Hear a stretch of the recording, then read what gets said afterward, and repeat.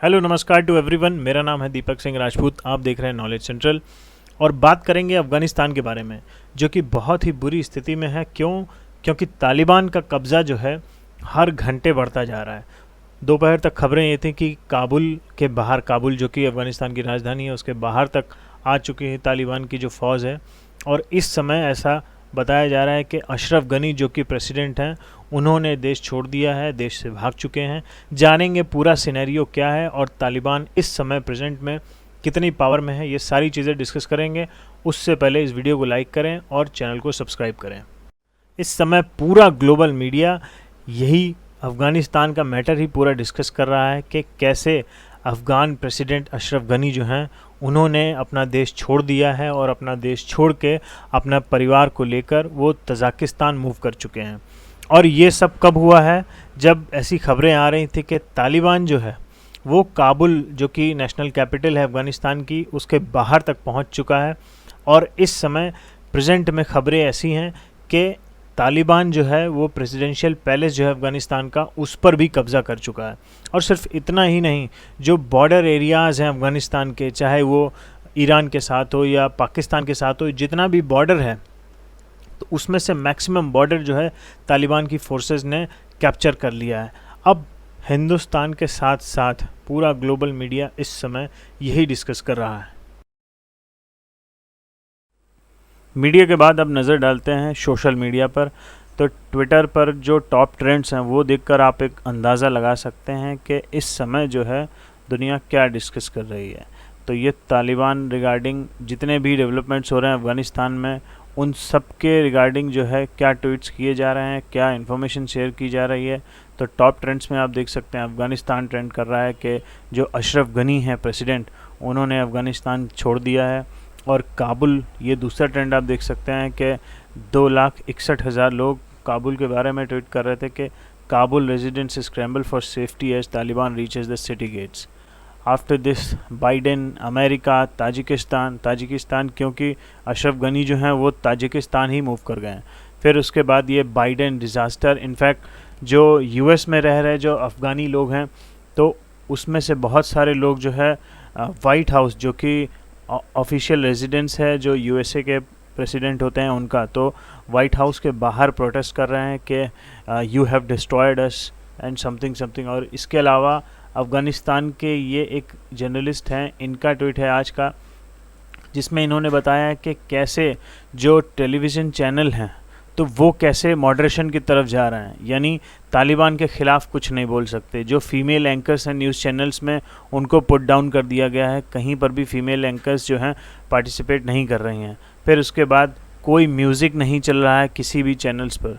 तो ये सब वो बता रहे हैं कि कैसे धीरे धीरे जो है मीडिया भी जो तालिबानिजेशन है उसकी तरफ बढ़ता जा रहा है, यानी तालिबान का इन्फ्लुएंस कैसे पूरे अफ़गानिस्तान में हर जगह पर बढ़ता जा रहा है। अब एक नज़र डालते हैं कि तालिबान ने कितना एरिया कैप्चर कर लिया है, उसको समझते हैं इस छोटी सी क्लिप से। तो ये अलग अलग टाइम ड्यूरेशन पर जितना भी डार्क पोर्शन है, ये सब क्या है, ये तालिबान के कंट्रोल में है। ग्रीन वाला गवर्नमेंट के कंट्रोल में था, और जो बीच में मॉडरेट कलर है वो दिखा रहा है कि दोनों, मतलब गवर्नमेंट और तालिबान के बीच में कन्फ्रंटेशन चल रहा है। और ये जो मैप है ये कल तक यानी 15 अगस्त तक का था, और आज कंडीशन जो है और भी ज़्यादा ख़राब हो गई है, क्योंकि काबुल पर भी डायरेक्टली कब्ज़ा हो गया है तालिबान का। तो अशरफ गनी क्योंकि अब अफ़गानिस्तान छोड़ चुके हैं, तो अब अफ़गानिस्तान में एक वैक्यूम की कंडीशन है, तो उसको अभी फ़िलहाल के लिए फुलफ़िल करेंगे अली अहमद जलाली। ये अफ़गानिस्तान के फॉर्मर इंटीरियर मिनिस्टर हैं। तो अभी ऐसा कहा जा रहा है कि अहमद जलाली जो हैं वो पोजीशन टेक ओवर करेंगे, और वो ही ये जो पावर ट्रांजिशन होगा, यानी डेमोक्रेसी से जो टेररिस्ट अफ़गानिस्तान पर जो है हुकूमत करेंगे आने वाले समय में, तो ये जो पावर ट्रांजिशन होगा ये अली अहमद जलाली के थ्रू ही होगा। तो ये ही रिस्पॉन्सिबल होंगे आने वाले समय में फॉर द पावर चेंज। तो अब कुछ विजुअल्स हैं, इनको देखकर अफ़गानिस्तान की जो कंडीशन है, प्रेजेंट कंडीशन, उसको समझने की कोशिश करते हैं कि ये देखिए हज़ारों की तादाद में पूरे अफ़गानिस्तान में, चाहे अफ़गानी नेशनल्स हों या फिर जो भी फॉरेन नेशनल्स वहाँ पर जो लोग रह रहे हैं, तो वो सब अफ़गानिस्तान छोड़ने की फ़िराक में हैं कि कैसे हम छोड़कर अपने देश वापस चले जाएं, या जो अफ़गानी पीपल हैं उनका सोचना है कि कैसे हम अफ़गानिस्तान से बाहर निकल सकें और अपनी जान बचा सकें। और सिर्फ इतना ही नहीं, इसके अलावा जो स्टूडेंट्स हैं इनकी बात सुनिए। Our friends are going to get killed. They're going to kill us. Our women are not going to have any more rights. And that's all. तो डेफिनेटली वुमेंस के राइट्स को लेकर जो है सबसे ज़्यादा इशू होगा अफ़गानिस्तान में, क्योंकि अफ़गानिस्तान ने ऑलरेडी कई सारे डायरेक्शंस जो हैं जारी कर दिए हैं कि कैसे कपड़े पहनने हैं वुमेंस को। इनफैक्ट स्लीपर्स कैसी होंगी, स्लीपर्स को भी लेकर तालिबान के डायरेक्शंस हैं। और सिर्फ इतना ही नहीं, बॉर्डर्स पर क्या चल रहा है, ये पाकिस्तान अफ़गानिस्तान के बॉर्डर का एक कन्फेंट्रेशन का एक छोटा सा सीन है कि यहाँ पर जो भी बॉर्डर और जो भी ये सारी अथॉरिटीज़ हैं, तो इस समय ये सब कुछ अंडर कंट्रोल है तालिबान के। तो कंडीशन बहुत ज़्यादा ख़राब है अफ़गानिस्तान के इस समय। अब बात करते हैं ये जो सारा सिनेरियो अफ़गानिस्तान में जो डेवलप हुआ है, इस सब में कौन कौन इन्वॉल्व है, किसकी गलती की वजह से ऐसी परिस्थितियां अफ़गानिस्तान में बनी हैं, चाहे वो डायरेक्टली हो या फिर इनडायरेक्टली। तो नंबर 1 पर है इसमें तालिबान। ऑब्वियसली तालिबान नंबर 1 पर इन्वॉल्व है, क्योंकि ये सब कुछ कर कौन रहा है, तालिबान। सारी जितनी भी मुश्किलात इस समय अफ़गानिस्तान में आ रही है उसके लिए नंबर 1 पर रिस्पॉन्सिबल है तालिबान। और इसके बाद अगर कोई है तो वो है USA। क्यों?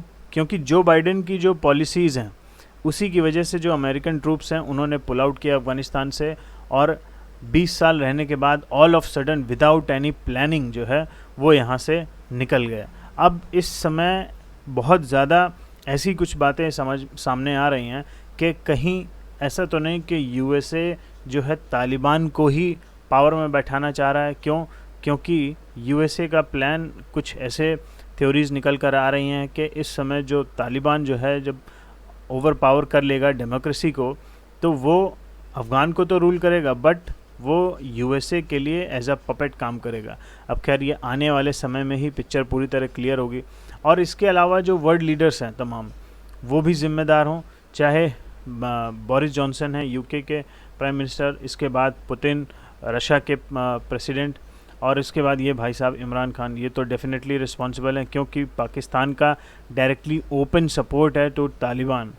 तो ये इमरान खान भी प्लस इनके जो कई मिनिस्टर हैं वो भी ऑफिशियली कह चुके हैं कि तालिबान जो है वो भी नॉर्मल लोग हैं, उनको भी जो है ट्रीट करना चाहिए एज ह्यूमन बीइंग्स, उनके साथ भी सिंपैथी रखनी चाहिए।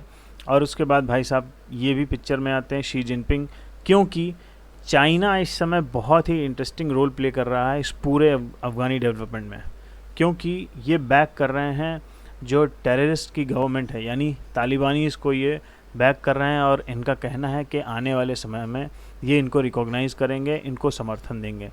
और इसके बाद इंडिया भी रिस्पॉन्सिबल है। इंडिया मैं समझता हूँ, क्योंकि अफ़गानिस्तान हमारा पड़ोसी है, तो हमारी कुछ अपनी पर्सनल ज़िम्मेदारी थी।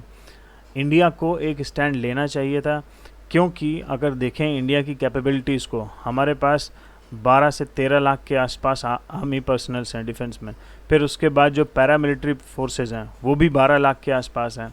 तो ये 25-26 लाख के आसपास तो हमारी आर्मी है, डिफेंस फोर्सेस का इतना बड़ा साइज़ है। हम अगर चाहते, तो इंडिया अगर चाहता, तो चाहे ब्रिटेन हो या USA या फ्रांस या रशिया हो गया, तो ऐसे कंट्रीज़ के साथ बात करके एक जॉइंट फोर्स बनाकर अफ़गानी लोग हैं, जो अफ़गान फोर्सेस हैं, उनकी हेल्प की जा सकती थी। बट सिंस ऐसा कुछ हो नहीं रहा है, तो इस सब की जिम्मेदारी हिंदुस्तान को भी कहीं ना कहीं लेनी पड़ेगी। तो at last I will just say all the best to all the people of Afghanistan, क्योंकि आने वाला समय उनके लिए, उनके पूरे देश के लिए बहुत ज़्यादा मुश्किल होने वाला है। तो जो भी होगा वो अफ़गानिस्तान को अकेले झेलना है। और इन सब में आपका क्या सोचना है, अफ़गानिस्तान को और क्या करना चाहिए, प्लस इंडिया का क्या स्टैंड होना चाहिए था, इंडिया को अफ़गानिस्तान की हेल्प करनी चाहिए, नहीं करनी चाहिए, इन सब के रिगार्डिंग आपका क्या सोचना है कमेंट कर ज़रूर बताएं। So this was